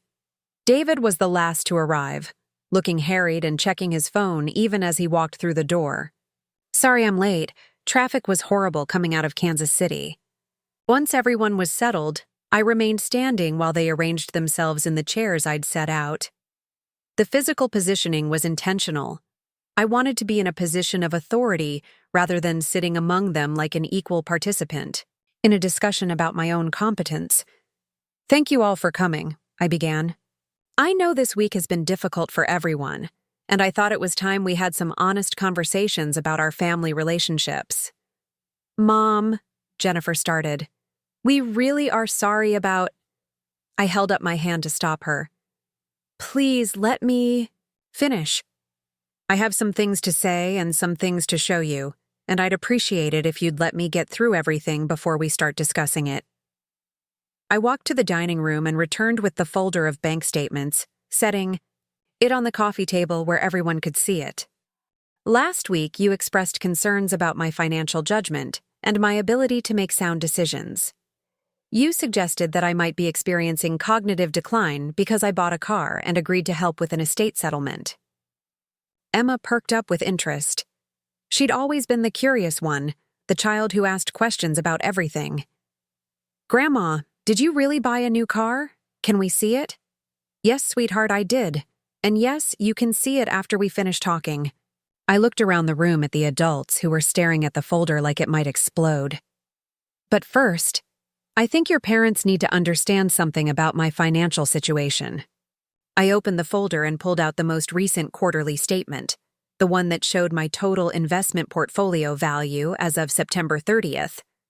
I held it up so everyone could see the number at the bottom, $847,183. The silence in the room was deafening. Jennifer's mouth actually fell open. Marcus blinked rapidly like he was trying to clear his vision. David leaned forward in his chair, squinting at the paper like the numbers might rearrange themselves into something more reasonable. "That's impossible," Marcus said finally. "Mom, is this some kind of mistake? Some kind of scam document?" I handed him the statement. It's from First National Bank of Topeka, Marcus, the same bank where you have your business accounts. Feel free to call them and verify. Jennifer was shaking her head slowly. I don't understand. Where did this money come from? You live like you're on a tight budget. You use coupons and shop sales and worry about spending money on anything extra. I live carefully, I corrected. There's a difference between being poor and being prudent. Derek spoke up for the first time. Mrs. Miller, this shows nearly $1 million in investment accounts.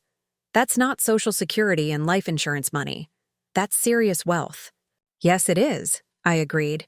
It's what happens when you take a modest life insurance payout and invest it wisely over 15 years, reinvesting all dividends and adding to it whenever possible.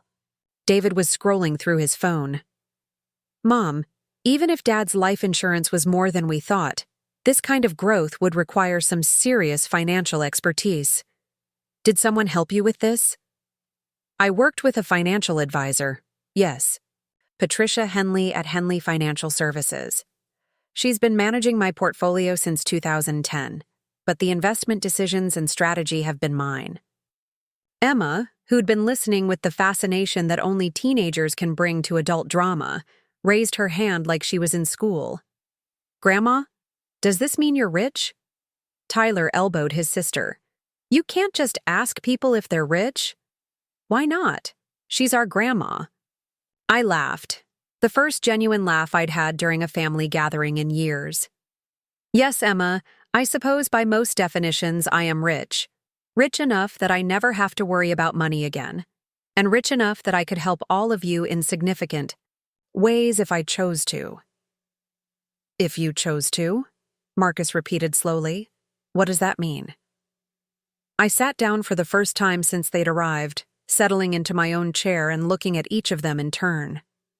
It means that for 15 years, I've been watching how you treat me when you think I have nothing to offer except the burden of taking care of an aging parent. I've been testing whether your love and attention are genuine or whether they're motivated by obligation and perhaps inheritance expectations. The accusation hung in the air like smoke. I could see them processing it, trying to figure out how to respond to such a direct challenge to their motives. That's not fair, Jennifer said, her voice getting defensive. We love you for who you are, not for what you might leave us someday. Do you? I asked. Because the way you've treated me suggests otherwise. When was the last time any of you called just to see how I was doing, not because you needed something or felt obligated to check in? Derek and the kids were watching this exchange like spectators at a tennis match, their heads turning back and forth between the speakers. I felt bad for involving them in family drama, but I also thought they deserved to see how adults could address problems directly instead of letting resentment build for years. We call you all the time, David protested. You call me on schedule. Marcus every other Sunday, Jennifer once a week, David when he remembers. Dutiful calls that feel more like items being checked off a to-do list than genuine interest in my life. I pulled out another document from the folder, this one showing my monthly dividend payments. Do you know that some months I earn more in investment income than most people in this town make in salary? Do you know that the car you were so concerned about represents less than 5% of my liquid assets? Marcus was staring at the dividend statement like it was written in hieroglyphics. Mom, if this is all true, why have you been living like you don't have money? Why the coupons and the old car and the constant worry about expenses? Because I wanted to see who you really were when you thought I had nothing to offer you except problems and obligations. I wanted to know if your love was conditional on my neediness. The words hit the room like physical blows. I could see the pain and confusion on their faces, the dawning realization that their mother had been testing them for years, and they'd apparently failed the test. So this was all some kind of experiment? Jennifer asked, tears starting to form in her eyes. You've been playing games with us? I've been protecting myself, I said firmly. I've been making sure that when you paid attention to me, it was because you wanted to, not because you thought I might have something to leave you. Emma, who'd been absorbing this adult conversation with the intensity that only teenagers could muster, suddenly spoke up. "But Grandma, if you have all this money, why didn't you just tell us? Why make it a secret?" It was a fair question, and coming from my granddaughter, it hit harder than the defensive protests from her parents.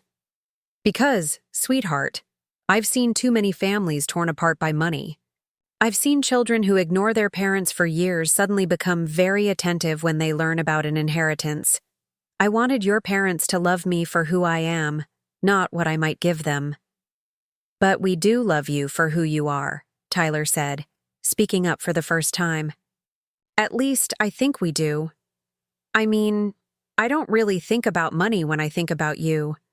I think about how you always remember what books I'm reading and how you make the best chocolate chip cookies." His innocent honesty broke something open in my chest.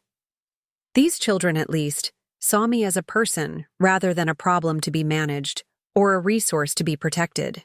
"Thank you, Tyler," I said softly. "That means more to me than you know." Marcus cleared his throat, bringing the conversation back to the practical matters that always seemed to dominate our family interactions. "Mom, I'm still trying to understand why you let us worry about your finances if you didn't need to.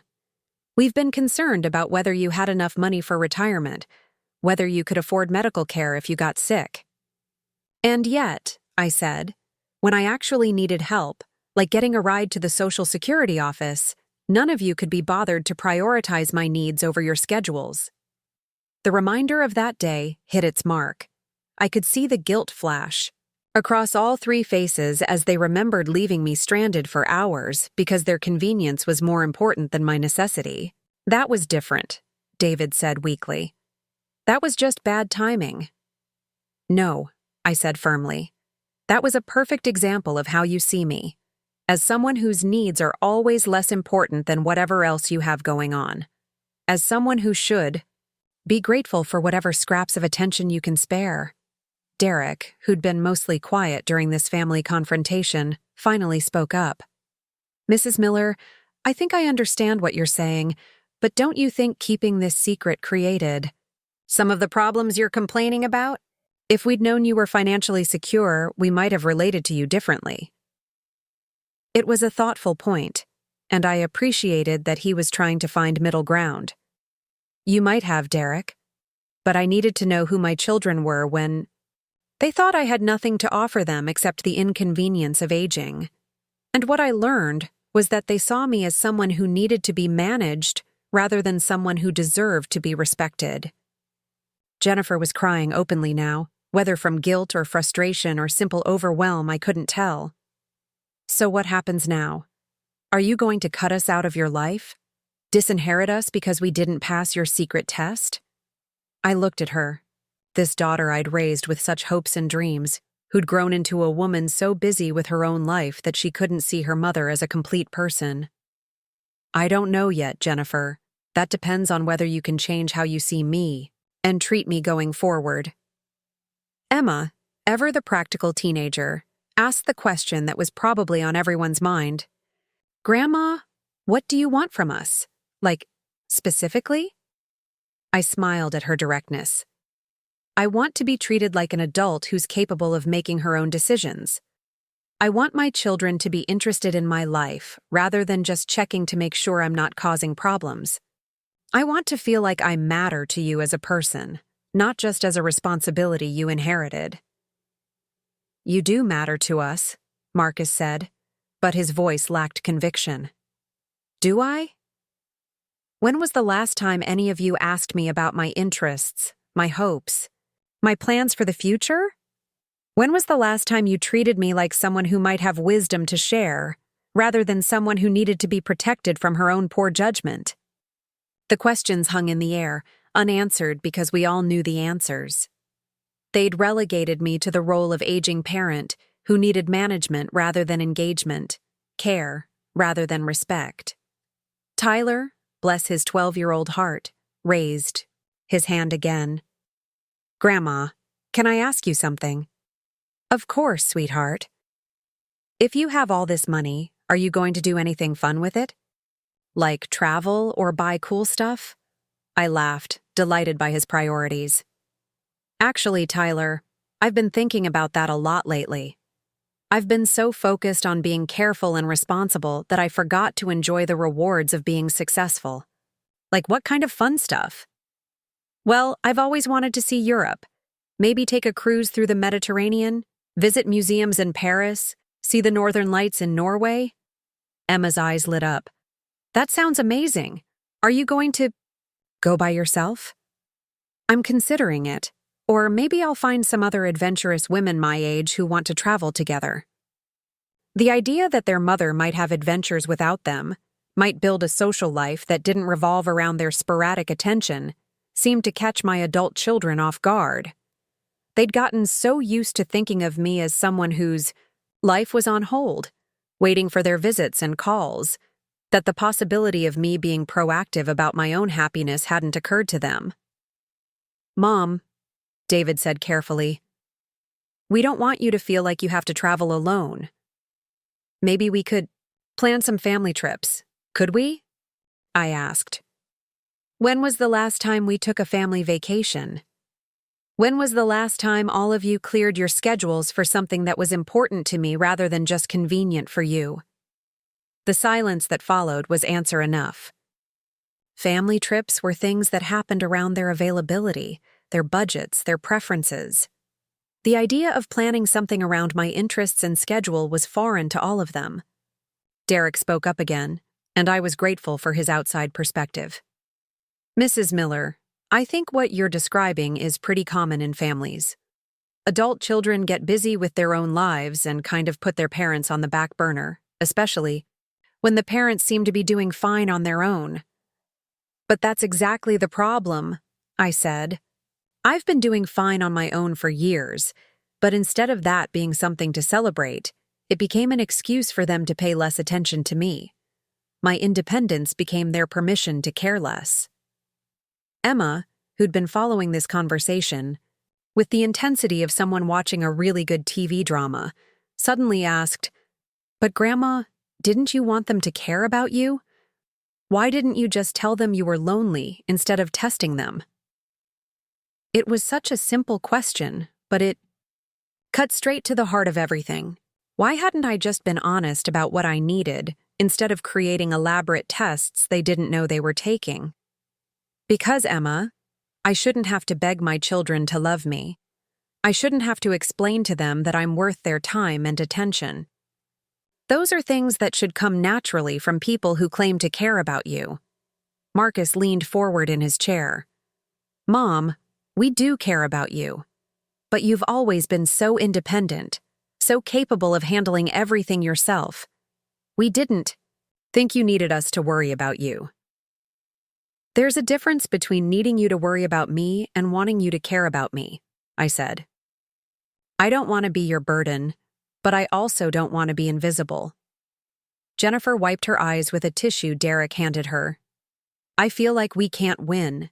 If we help too much, we're treating you like you're incompetent. If we don't help enough, we're neglecting you. If we call too often, we're being intrusive.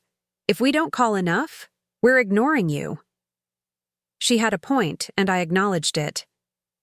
You're right that it's a difficult balance, but the solution isn't to err on the side of neglect and then research legal ways to control my life when I make decisions you don't understand. Or the reminder of their intervention attempt brought the room back to the central issue that had prompted this meeting. They'd been so convinced of my incompetence that they'd consulted attorneys about taking away my legal autonomy. We really would never have gone through with that, David said. We were just scared and didn't know what else to do. Scared of what exactly? I asked. Scared that I might live my life differently than you expected? Scared that I might have capabilities you hadn't credited me with? Tyler, who'd been remarkably patient during this long adult conversation, suddenly stood up. Grandma, can we see your new car now?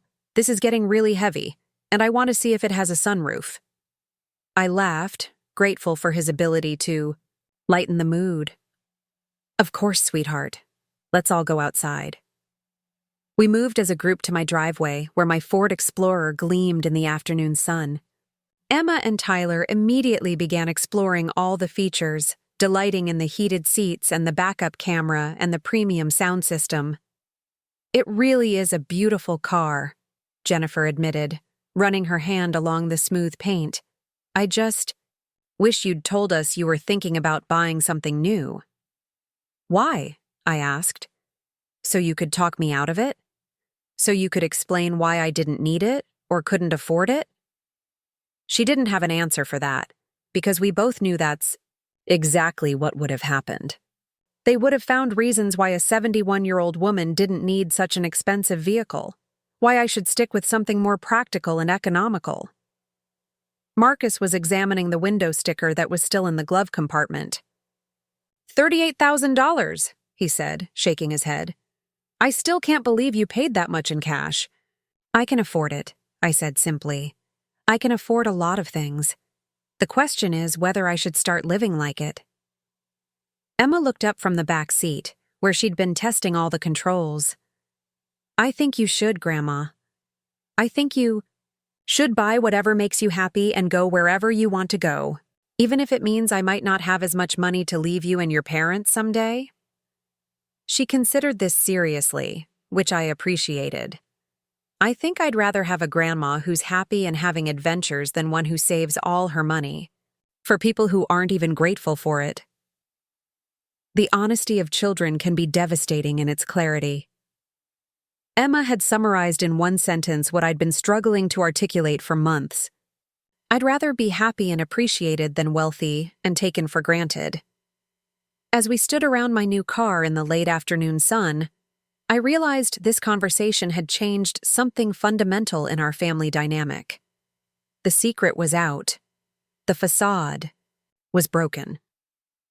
The careful pretense of being the financially limited, emotionally grateful mother they expected me to be was shattered beyond repair. What came next would depend on whether they could adjust to seeing me as I really was, a successful, independent woman who deserved their respect rather than their management. A mother who had choices and resources and the ability to live life on her own terms. "I want you all to understand something," I said as we prepared to go back inside. "I love you. I always will. You're my children, and that bond is unbreakable. But the relationship we've had for the past few years isn't working for me anymore. I need you to see me as a whole person, not just as a responsibility or an obligation." "What does that look like practically?" Derek asked. "How do we change the dynamic?" I appreciated his willingness to engage with the problem constructively. "It looks like calling me because you want to talk to me, not because you feel like you should. It looks like being interested in my life and my plans instead of just checking to make sure I'm not causing problems. It looks like trusting my judgment, instead of assuming I need your approval for my decisions." Marcus nodded slowly. "And if we can't do that? If we keep falling back into old patterns?" I looked at him. This serious son who'd inherited his father's responsible nature but seemed to have lost touch with his capacity for joy and spontaneity. "Then I'll build a life that doesn't depend on your approval or attention. I'll travel the world, make new friends, create new experiences. I'll make sure my money goes to people and causes that appreciate it instead of taking it for granted." The threat was implicit but clear. They could choose to have a relationship with the real me, or they could continue relating to their diminished version of me and discover that she was no longer available. They could adapt to my independence and success, or they could lose access to both me and the financial security they'd apparently been counting on without realizing it. As we walked back toward the house, Emma slipped her hand into mine. "Grandma?" "Yes, sweetheart? I'm glad you told us the truth, even if it's complicated. I like knowing who you really are." And in that moment, I knew that regardless of what happened with my adult children, I'd done the right thing. The truth was complicated, but it was also liberating. For the first time in years, I felt like myself again. 6 months after that confrontational family meeting, I was sipping champagne in a first-class cabin 30,000 feet above the Atlantic Ocean, watching the sunrise paint the clouds in shades of gold and rose. My destination was Barcelona, the first stop on a 3-week Mediterranean cruise I'd booked entirely for myself, without consulting anyone about the timing, the cost, or the wisdom of a 72-year-old woman traveling alone.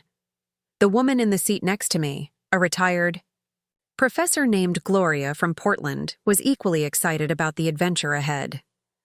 We'd struck up a conversation during boarding and discovered we were both traveling solo for the first time in decades, both recently liberated from family expectations that had kept us living smaller lives than we'd wanted. "My daughter thinks I've lost my mind," Gloria confided as we clinked glasses. "She can't understand why I'd want to travel without my late husband's itinerary and preferences dictating every decision." I smiled, thinking about my own children's reactions when I'd announced my travel plans. Mine staged an intervention because they thought I was mentally declining. Turns out they just couldn't imagine I might be mentally expanding. The months following our family confrontation had been a period of profound change for all of us. Some of the changes had been painful, some liberating, but all of them had been necessary. The carefully constructed facade of our family relationships had crumbled, revealing truths that none of us had been prepared to face. Marcus had been the first to reach out after our meeting, calling me 3 days later with what sounded like a rehearsed speech about wanting to rebuild our relationship on more honest ground. But old habits died hard, and within minutes, he was back to his usual pattern of checking items off his mental list of parental responsibilities. "So, Mom, about this cruise you mentioned, have you researched the safety protocols? What about travel insurance? Do you have emergency contacts established in case something happens while you're overseas?" I'd listened patiently to his concerns, recognizing them as his way of showing care, but I'd also been firm about my boundaries. "Marcus, I've been planning this trip for 2 months. I've handled every detail myself, and I'm perfectly capable of managing any situations that arise." "I know you are, but wouldn't you feel more comfortable having someone stateside who knows your itinerary and can help coordinate things if needed?" The offer was reasonable, but the underlying assumption was still that I needed oversight and management. "I appreciate the concern," I'd said, "but I'm not looking for a safety net.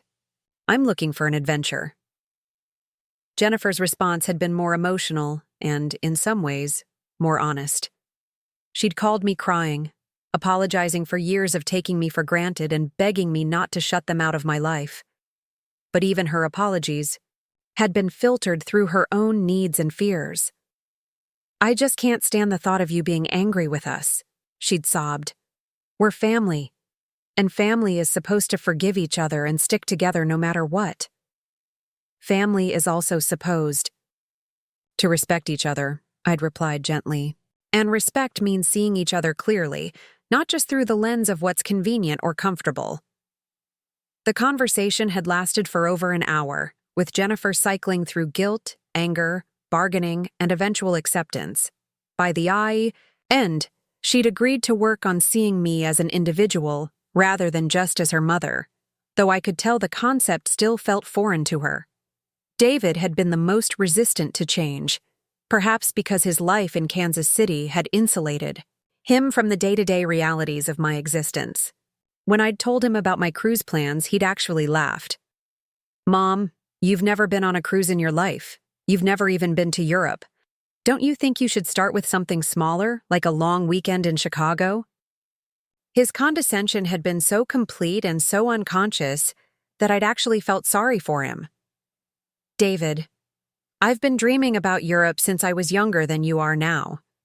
The only reason I haven't gone is that I was too busy raising children and building a life for other people. But what if you don't like it?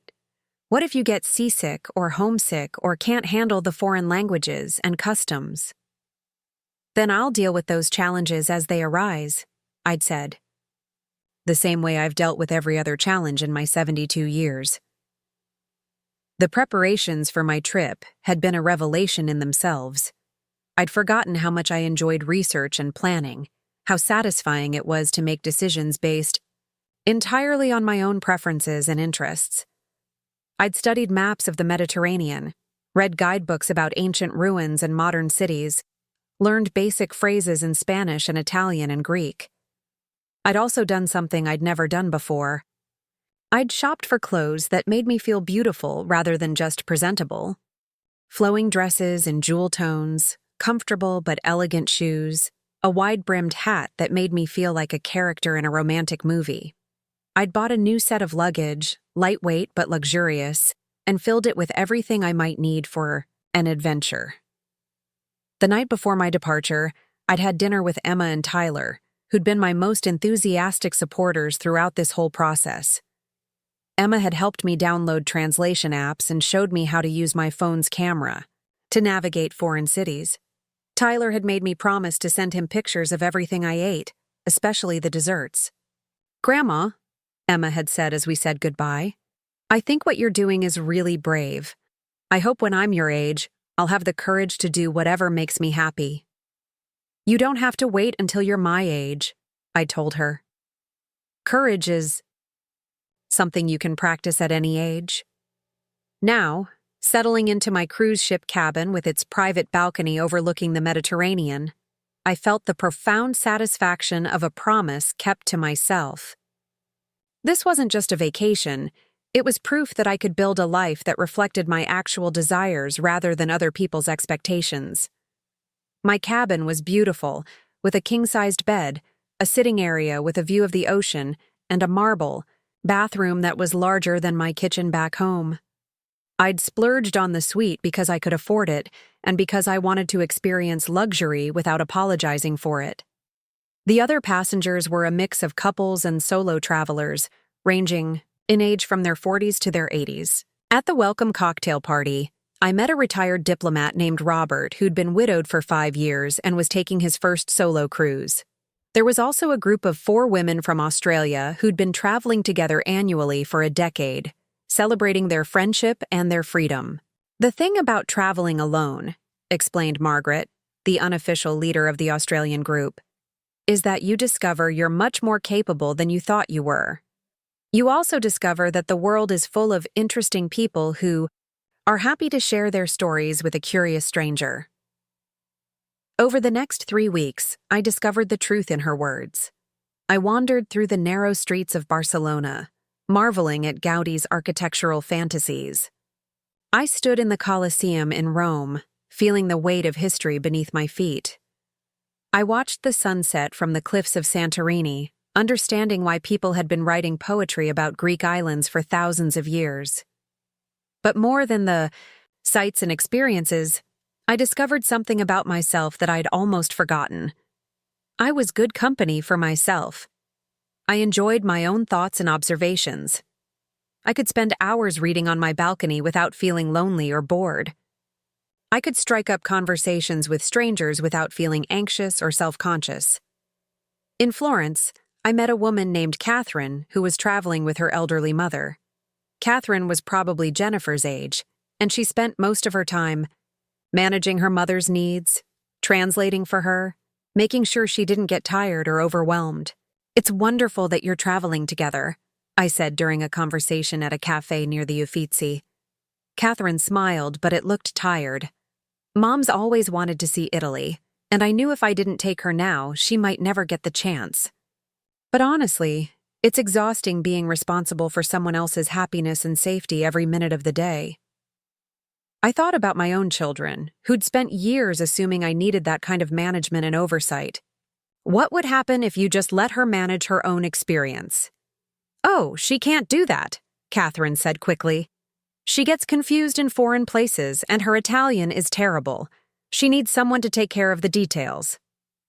Looking across, the table at Catherine's mother, who was studying her guidebook with intense concentration and occasionally asking passers-by for directions in her broken but enthusiastic Italian, I wondered if Catherine was protecting her mother from challenges or from growth. "Has she always been dependent on you for travel?" I asked. "Not always, but as she's gotten older, she's become more anxious about new situations. It's easier if I just handle everything." I recognized the dynamic immediately. Catherine had fallen into the same trap my children had, assuming that caring for someone meant controlling their experiences and protecting them from difficulties. But protection and control often looked identical from the outside, and both could be equally limiting. That evening, I called Jennifer from my cabin as the ship sailed toward our next port. It was early morning in Kansas, and she answered on the first ring. "Mom, how's the cruise? Are you having a good time? Are you safe? Have you made friends?" I laughed at the rapid-fire questions. "I'm having a wonderful time, and yes, I'm perfectly safe. I've met some lovely people and seen incredible sights. I've been worried about you traveling alone. Are you sure you're not lonely?" "I'm not lonely at all," I said, and realized it was completely true. I'm enjoying my own company more than I have in years. There was a pause, and I could hear her processing this information. That's good, I guess. I just can't imagine traveling without Derek and the kids. It would feel so strange not having anyone to share experiences with.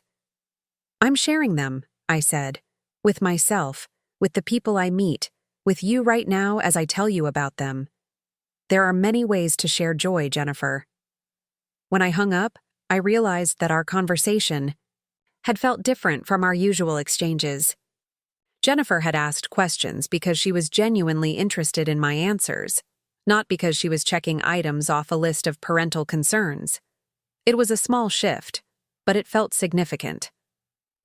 The second week of the cruise brought us to the Greek islands, where the light was so brilliant and the water so impossibly blue that I understood why ancient peoples had believed the gods lived in these places. I spent a morning in a pottery studio on Mykonos, learning to throw clay on a wheel from an artist who spoke no English but communicated perfectly through gestures and laughter.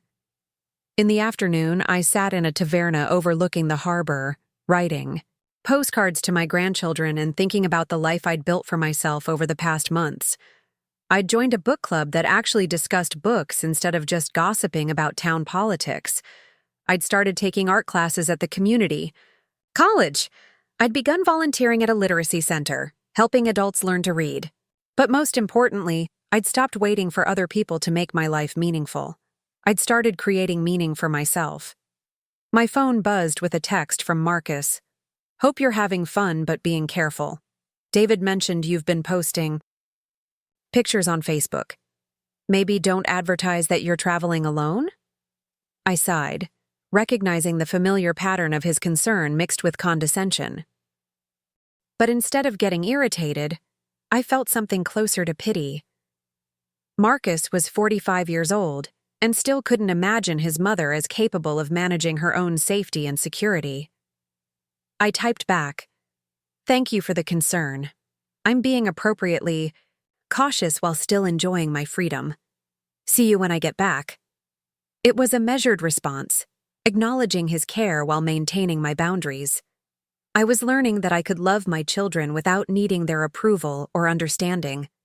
I could appreciate their concern without being limited by their fears. The final week of the cruise was the most revelatory. We'd reached the point where many of the passengers had become familiar faces, and I'd settled into a routine that felt completely natural.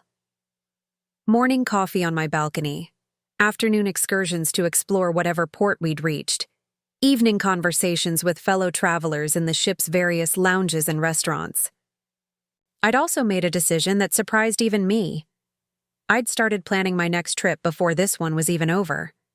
The cruise had been so fulfilling that I wanted to continue exploring, continue challenging myself, continue discovering what other experiences had been waiting for me all these years. On the last night of the cruise, Robert, the retired diplomat I'd met on the first evening, invited me to have dinner at the ship's specialty restaurant. We'd become friends over the course of the voyage, sharing stories about our late spouses, our children, our careers, and our hopes for whatever adventures lay ahead. "I have to admit," he said over dessert, "when I first decided to take this cruise alone, I was terrified. I thought I'd be miserable and lonely and probably seasick the entire time. And instead, I've had one of the best experiences of my life. I've remembered who I am when I'm not defined by other people's needs and expectations. I raised my glass of wine in a toast to discovering that we're much more interesting than we thought we were, and to the courage to act on that discovery, he added.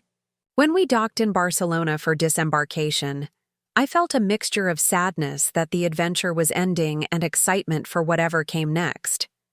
I'd proven to myself that I could navigate foreign countries, handle unexpected situations, and create meaningful connections with strangers. But more than that, I'd proven that I could be happy entirely on my own terms. The flight home gave me time to reflect on how much had changed since I'd left Kansas 3 weeks earlier.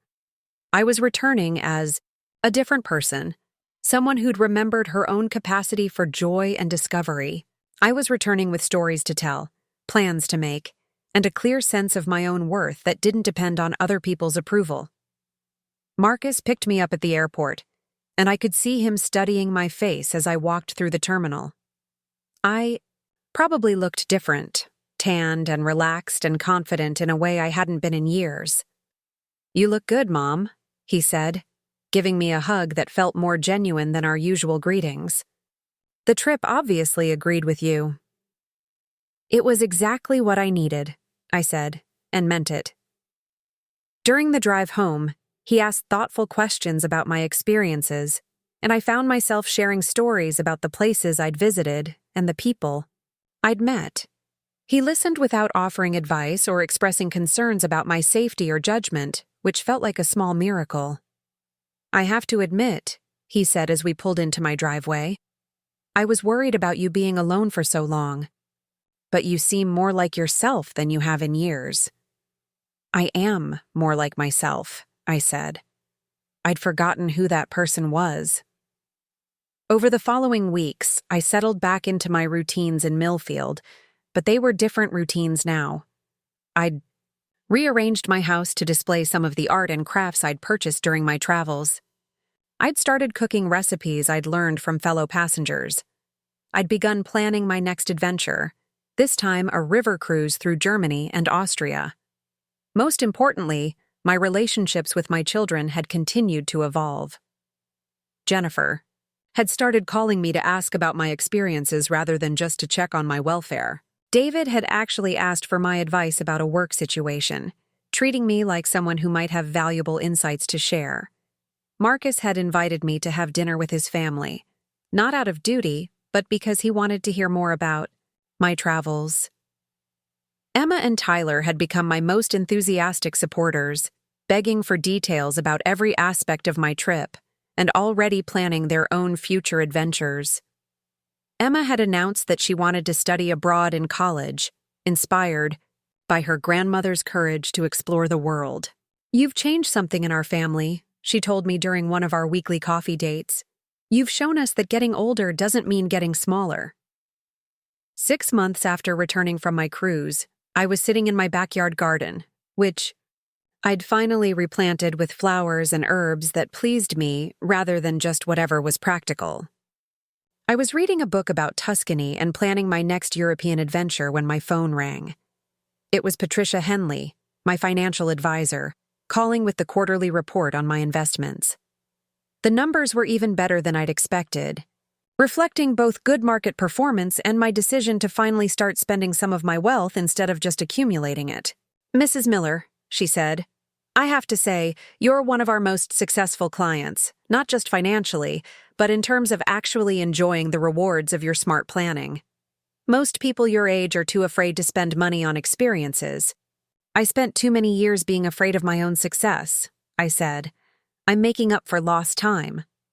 After we hung up, I sat in the afternoon sun, thinking about the journey that had brought me to this moment. I'd spent decades building wealth, in secret, testing my children's love and living smaller than I needed to. But I'd also learned that it's never too late to change course, never too late to start living authentically, never too late to demand the respect and consideration you deserve. My children had needed to see me as I really was, not as their limited version of who I should be. They'd needed to understand that I was a complete person with my own dreams, capabilities, and resources.